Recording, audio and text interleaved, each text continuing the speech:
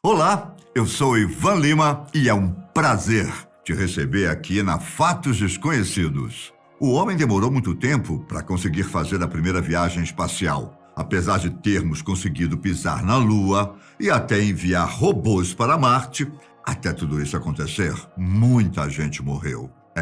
Eu digo isso porque há muitos anos, durante a Guerra Fria, os Estados Unidos e a União Soviética travaram uma corrida espacial para saber quem chegaria ao espaço primeiro e, posteriormente, à Lua. E quando eu falo que muita gente morreu para que conseguíssemos essa façanha, é porque realmente muitos acidentes aconteceram, incluindo um cosmonauta chamado Vladimir Komarov, que muitos dizem que seu destino já tinha sido traçado pela União Soviética antes mesmo dele decolar. Vem comigo, que eu te conto mais detalhes sobre a vida de Komarov e sobre como ele morreu caindo do céu. Desde muito novo, bem antes de sonhar em ser um cosmonauta soviético, Vladimir Komarov já era apaixonado pelas alturas e adorava voar. Nascido no dia 16 de março de 1927, em Moscou, Komarov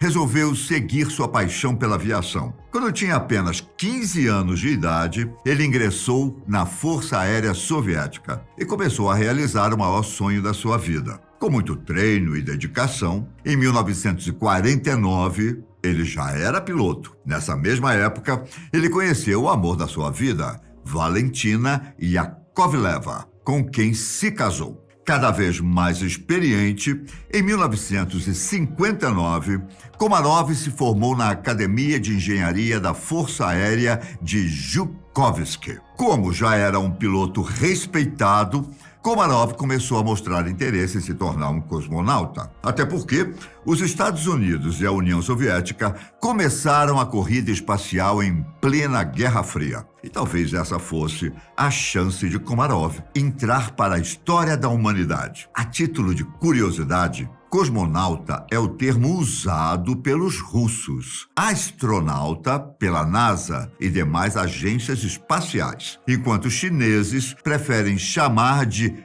taikonautas, mas todos são viajantes espaciais, ou astronautas, que é como a gente chama aqui no Brasil. Bom, no final das contas, Komarov estava entre os 18 homens inicialmente escolhidos para receber o treinamento de cosmonauta. Nessa época, a Segunda Guerra Mundial estava se tornando uma memória distante e estava claro que o espaço sideral havia se tornado o próximo campo de batalha em meio à Guerra Fria. Para Komarov, o céu não era mais o limite. Em 1964, Komarov entrou para a história ao pilotar com sucesso a Voskhod 1, considerada a primeira missão a transportar mais de uma pessoa para o espaço. Embora ele não tenha sido o primeiro homem a chegar ao espaço, já que essa façanha foi conquistada pelo outro astronauta soviético, Yuri Gagarin. Não há dúvida de que Komarov era extremamente respeitado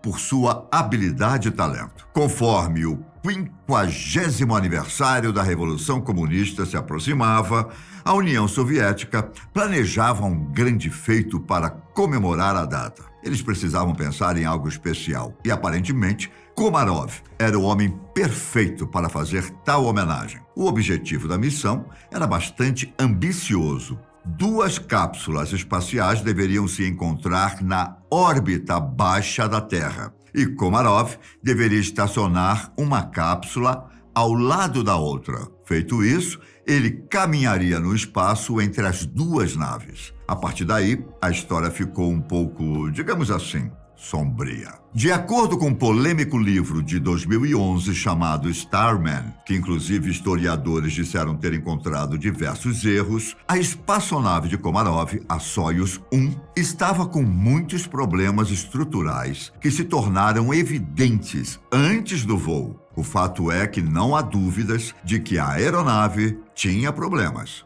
Só que não está claro quantos desses problemas foram detectados antes do lançamento. Como piloto de reserva de Komarov, Yuri Gagarin aparentemente defendeu o adiamento da missão. Ele supostamente até escreveu um memorando de 10 páginas e o entregou a Veniamin Russayev, um amigo da KGB. Porém, o aviso de Gagarin foi ignorado. Existem boatos de que esse memorando nunca existiu, e se ele realmente foi escrito por Gagarin, ele nunca foi registrado nos documentos oficiais da União Soviética. De qualquer forma, conforme a data de lançamento se aproximava, parecia que o adiamento era a última coisa na mente de qualquer oficial do alto escalão soviético. Na história contada em Starman, Komarov tinha certeza de que morreria se fosse para a missão, mas se recusou a renunciar para proteger Gagarin, o piloto reserva que tinha se tornado seu grande amigo. Mas, de acordo com especialistas,